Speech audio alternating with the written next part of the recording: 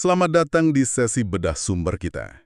Anda sudah mengirimkan sebuah tinjauan ilmiah yang keren banget, yang membahas cara mengubah biomasa tanaman, Lignin ya, khususnya. betul, khususnya bagian yang namanya lignin menjadi bahan bakar jet yang lebih ramah lingkungan.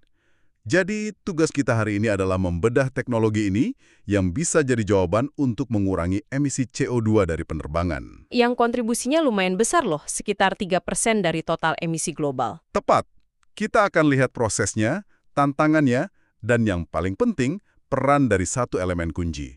Katalis berbasis rutenium. Betul, jadi gini, masalah utamanya itu sebenarnya sederhana tapi sekaligus rumit. Lignin itu kan melimpah ruah ya, dari limbah industri kertas dan etanol. Ini sumber karbon yang luar biasa. Oke, Nah, kalau diolah lewat proses namanya pirolisis cepat, hasilnya itu minyak pirolisis. Tapi ada masalahnya, minyak ini kandungan oksigennya tinggi sekali. yang bikin minyaknya jadi jelek gitu ya? Betul. Jadinya minyak ini kental banget, gampang bikin karat, dan energinya rendah. Jelas nggak cocok buat mesin jet. Solusinya adalah proses kimia yang disebut hidrodeoksigenasi atau HDO. Hidrodeoksigenasi. Dari namanya saja sudah jelas ya, menghilangkan oksigen dengan bantuan hidrogen. Tepat sekali. Dan disitulah katalis jadi penentunya. Tanpa katalis yang tepat, reaksinya bakal lambat dan butuh energi besar. Nah, tinjauan ini fokusnya ke katalis berbasis rutenium, disingkat Ru. Ini kan logam mulia ya? Betul, tapi yang bikin spesial, harganya itu jauh lebih masuk akal dibanding katakanlah platinum atau palladium, sementara performanya luar biasa. Dan ini nih bagian yang menarik. Salah satu grafik di materi Anda menunjukkan jumlah publikasi ilmiah soal HDO, khususnya yang pakai rutenium, itu grafiknya naik tajam banget dalam 15 tahun terakhir. Meroket ya, itu sinyal kuat kalau bidang riset ini lagi panas-panasnya. Betul.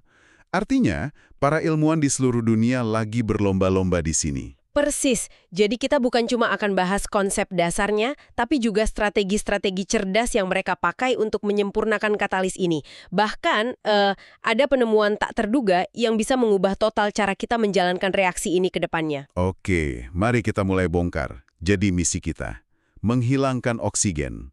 Bintang utamanya, rutenium. Gimana sebenarnya HDO ini bekerja di level molekuler? Jadi, proses ini bukan sekedar satu reaksi tunggal ya, tapi kombinasi dari beberapa jalur. Supaya gampang, peneliti biasanya pakai senyawa model yang lebih sederhana. Contohnya fenol. Oke, Dari materi Anda ada 3 jalur utama. Yang pertama, jalur hidrogenasi atau HUD. Gampangnya, cincin aromatik dari fenol itu dibanjiri dulu pakai hidrogen sampai jenuh. dijenuhkan ya? Betul, mengubahnya jadi sikloheksanol. Nah, setelah lunak begitu, gugus oksigennya jadi jauh lebih gampang dilepas. Tunggu sebentar. Jalur ini efektif, tapi tadi Anda sebut dibanjiri hidrogen.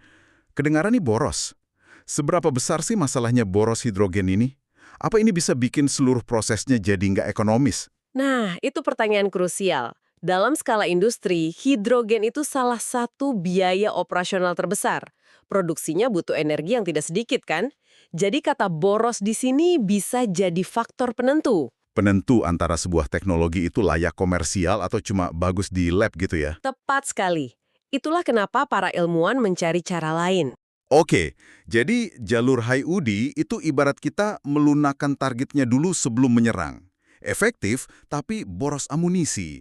Pasti ada cara yang lebih hemat kan? Tentu. Itu membawa kita ke jalur kedua, deoksigenasi langsung atau DDO. Di sini nggak pakai basa-basi. Ikatan antara karbon di cincin aromatik dan oksigen langsung diputus. Snap. Hasilnya benzena. Jauh lebih hemat hidrogen. Tapi pasti ada tapinya kan? Tentu.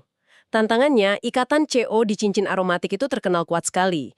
Jadi, biasanya butuh suhu lebih tinggi untuk memutuskannya. Jadi pilihannya antara boros hidrogen di suhu rendah atau hemat hidrogen tapi di suhu tinggi. Bagaimana dengan jalur ketiga yang disebut tautomerisasi itu? Kedengarannya rumit. Jalur tau ini memang sedikit lebih unik. Bayangkan molekulnya melakukan semacam yoga, sesaat mengubah bentuknya sendiri. Yoga? Maksudnya? Dia menempatkan gugus oksigen pada posisi yang canggung, jadi lebih mudah ditendang keluar. Ini trik internal dari molekul itu sendiri yang bisa dipicu oleh beberapa jenis penyangga katalis tertentu. Cerdas, tapi tidak selalu terjadi. Dan rutenium ini jagoannya dalam memfasilitasi semua jalur itu karena kemampuannya mengaktifkan hidrogen. Tapi, poin dalam tinjauan ini yang menurut saya penting. Ini bukan pertunjukan solo rutenium. Oh, jelas bukan. Ada tim pendukung yang sangat krusial, yaitu penyangga. Material tempat partikel Ru diletakkan. Tepat sekali. Dan poin tentang penyangga ini sangat penting. Saya rasa banyak orang awam cenderung berpikir katalis itu ya cuma partikel logamnya saja. Ternyata panggung atau wadahnya bisa sama pentingnya. Bahkan lebih mungkin ya, penyangga bukan cuma penonton pasif, dia adalah mitra aktif. Betul. Mitra aktif. Oke, mari kita bahas tim pendukung ini. Jenis penyangga pertama yang disorot itu zeolit. Apa yang bikin dia spesial? Zeolit itu material kristal yang penuh dengan pori-pori super kecil dan punya sifat asam yang kuat. Nah, di sini terjadi kerjasama tim yang cantik. Gimana tuh? Partikel rutenium kan jago melakukan hidrogenasi. Sementara itu, situs asam di zeolit seperti HZSM5 jago melakukan dehidrasi alias membuang air. Kombinasi dua kemampuan ini menciptakan sistem bifungsional yang sangat ampuh. Jadi bisa mengubah fenol langsung jadi sikloheksana dengan efisiensi tinggi ya? Tepat. Oke, zeolit ini kuat. Tapi bukannya dia kayak punya pintu yang kekecilan? Molekul lignin dari biomasa asli kan ukurannya besar-besar dan rumit. Apa mereka bisa masuk ke pori-pori super kecil itu? Nah, itu dia masalahnya. Ini observasi yang sangat jeli. Pori-pori mikro pada zeolit standar memang bisa jadi penghalang. Makanya, para peneliti melakukan inovasi. Oh iya? Mereka mengembangkan apa yang disebut zeolit berpori hierarkis.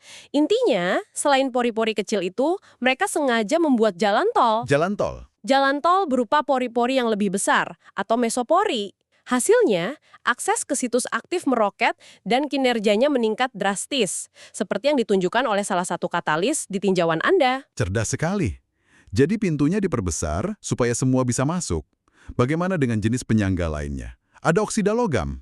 Benar, penyangga seperti titanium dioksida atau TiO2, niobium oksida, dan zirconium oksida juga sangat menarik. Terutama TiO2 karena dia punya sifat yang disebut reducible. Dan disinilah terjadi fenomena yang menurut saya paling ajaib. Apa itu? Namanya hydrogen spillover. Hydrogen spillover atau luapan hidrogen, kedengarannya seperti ada yang tumpah. Analogi yang bagus. Gini cara kerjanya. Partikel rutenium itu super efisien dalam memecah molekul hidrogen, H2, yang stabil menjadi atom-atom hidrogen tunggal. Yang sangat reaktif? Tepat. Nah, atom-atom reaktif ini saking banyaknya, mereka nggak diam saja di permukaan Ru. Mereka meluap atau menyebar ke permukaan penyangga TiO2 di sekitarnya. Tunggu, jadi atom hidrogen ini benar-benar berjalan dari partikel logam ke penyangganya. Apa efeknya? Efeknya luar biasa. Permukaan TiO2 yang tadinya cuma panggung pasif, sekarang ketumpahan atom hidrogen aktif. Ini secara efektif menciptakan situs-situs aktif baru di seluruh permukaan penyangga. Wow. Jadi intinya, kita tidak hanya menyewa seorang koki superstar, yaitu rutenium, tapi kita juga berhasil membuat semua asisten dapurnya, si penyangga TiO2 ini, ikut memasak dengan resep yang sama. Jadi kita dapat hasil kerja berkali-kali lipat dari investasi awal kita pada logam mulia itu. Persis. Itu benar-benar mengubah cara pandang. Jadi, kita bisa memperkuat efisiensi logam mahal kita hanya dengan memilih partner yang tepat. Salah satu studi di sumber Anda bahkan menunjukkan peningkatan aktivitas hanya dengan menambahkan bubuk TiO2 murni ke dalam campuran reaksi. Itu gila. Betul. Itu salah satu momen aha yang sesungguhnya. Nah, untuk jenis penyangga ketiga, ada material karbon. Karbon aktif atau karbon nanotubes gitu ya? Benar. Ini disukai karena stabil dan luas permukaannya besar. Tapi karena sifatnya yang cenderung inert atau malas, katalis Ru di atas karbon biasanya butuh sedikit dorongan dari pemain lain, yang kita sebut promotor. Oke, jadi memilih penyangga yang tepat bisa memberikan kekuatan super seperti hydrogen spillover, tapi bagaimana jika kita ingin lebih spesifik lagi? Misalnya, kita cuma mau produksi benzena, bukan sikloheksana. Bisakah kita membisikkan perintah spesifik ke katalis kita? Tentu saja. Disinilah promotor berperan. Kalau penyangga adalah panggungnya, promotor ini adalah pelatih spesialis yang kita tambahkan ke tim. Pelatih spesialis, saya suka analogi itu. Contohnya seperti apa? Ada promotor non-logam seperti fosfor, sulfur, atau klorin. Materi Anda memberi contoh menarik dengan klorin. Cl. Ketika sedikit klorin ditambahkan ke katalis Ru, TO2, partikel Ru jadi sedikit lebih kaya elektron. Oke, lalu? Akibatnya, kemampuan Ru untuk membanjiri cincin aromatik dengan hidrogen jadi menurun. Jadi kita sengaja melemahkan satu fungsinya? Kenapa? Justru itu tujuannya. Dengan menurunkan kemampuan hidrogenasi cincin, kita mendorong reaksi untuk berhenti di tengah jalan dan menghasilkan lebih banyak produk aromatik seperti fenol. Oh, jadi tidak lanjut sampai jadi sikloheksana? Tepat. Ini memberi kita kontrol yang sangat presisi atas produk akhir. Seperti menyuruh pemain bola untuk fokus mengopar bukan menembak ke gawang. Luar biasa. Jadi kita bisa menyetel hasilnya. Selain non-logam, ada juga promotor logam kan? Yang oksofilik itu? Betul. Oksofilik itu artinya suka oksigen. Oksida dari logam seperti tungsten, molibdenum, atau rhenium itu punya afinitas tinggi terhadap oksigen. Mereka seperti magnet. Magnet untuk oksigen? Iya. Ketika dipasangkan dengan Ru, mereka aktif membantu mencabut oksigen dari molekul. Jadi sangat mendorong jalur DDO yang hemat hidrogen tadi. Hasilnya lebih banyak senyawa aromatik. Dan yang terakhir, ada strategi menggabungkan Ru langsung dengan logam lain, menjadi katalis bimetalik.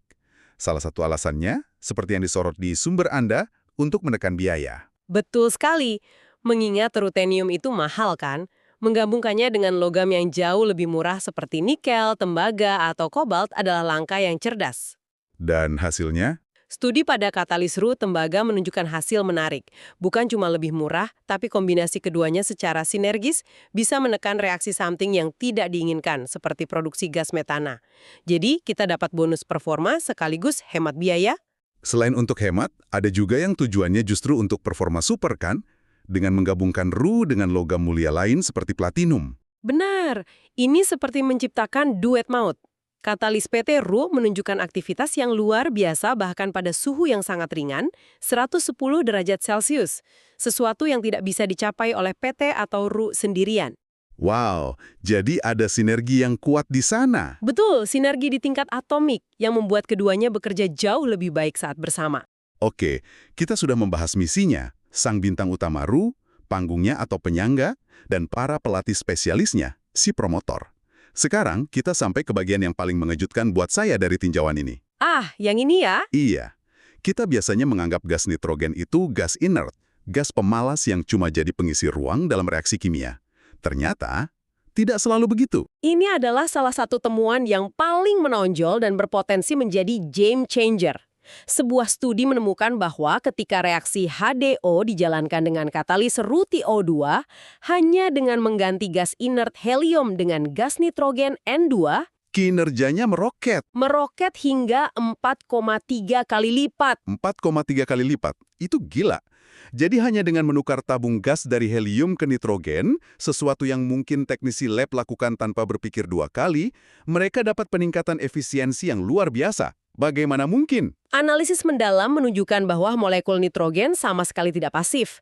Ia menempel di permukaan rutenium, kemudian diubah menjadi spesies nitrogen terhidrogenasi. Spesies baru inilah yang ternyata secara aktif ikut serta dalam reaksi. Jadi ikut membantu memutus ikatan karbon oksigen yang kuat itu? Tepat, ia menjadi partisipan tak terduga. Jadi nitrogennya ikut bekerja? Betul, dan lebih penting, efek ini ternyata bersifat universal. Tidak hanya terjadi pada penyangga TO2, tapi juga pada berbagai jenis katalis berbasis Ru lainnya. Ini pada dasarnya meruntuhkan asumsi dasar dalam banyak eksperimen kimia ya? Bisa dibilang begitu. Kita selalu diajarkan untuk menganggap gas inert seperti nitrogen hanya sebagai pengisi ruang. Temuan ini membuktikan bahwa pengisi ruang itu ternyata bisa menjadi pemain aktif, bahkan bisa jadi penentu kemenangan. Ini memaksa kita untuk melihat kembali proses industri yang sudah ada. Mungkin ada optimasi gratis yang tersembunyi di depan mata kita selama ini. Mungkin saja. Sebuah pengingat yang kuat bahwa selalu ada hal baru untuk dipelajari. Jadi, setelah semua pembahasan ini, jelas bahwa rutenium adalah pusat dari upaya mengubah limbah lignin menjadi bahan bakar.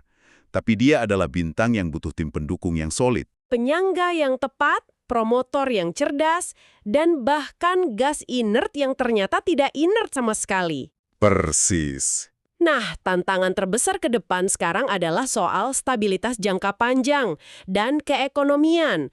Katalis ini harus tahan banting, mampu bekerja di bawah suhu dan tekanan tinggi selama ribuan jam, tanpa kehilangan performanya. Jadi, risetnya masih terus berjalan ya? Tentu, riset terus berjalan untuk merancang katalis yang lebih stabil, memaksimalkan efisiensi Ru lewat fenomena seperti hydrogen spillover, dan tentu saja terus mencari formulasi bimetalik yang lebih cerdas dan murah. Baik, sebagai penutup, mari kita tarik ini ke gambaran yang lebih besar untuk Anda renungkan. Diskusi kita hari ini fokus pada cara menghilangkan oksigen dari lignin untuk membuat bahan bakar. Tapi coba kita pikirkan lagi. Lignin itu polimer yang luar biasa kompleks, penuh dengan struktur-struktur aromatik yang sangat berharga. Benar. Mengingat kemampuan kita sekarang untuk menyetel katalis dengan presisi yang semakin tinggi, mengganti penyangga, menambah promotor, bahkan memanfaatkan gas yang tadinya kita anggap pemalas, pertanyaan untuk Anda renungkan adalah, apakah target akhir kita seharusnya hanya bahan bakar? Atau, bisakah kita membayangkan masa depan di mana kita menggunakan katalis canggih ini untuk secara selektif memecah lignin bukan menjadi molekul sederhana untuk dibakar, melainkan menjadi berbagai macam bahan kimia platform bernilai tinggi, dasar untuk plastik terbarukan, farmasi, atau bahkan wewangian. Dan dengan demikian menciptakan sebuah biokilang yang sesungguhnya.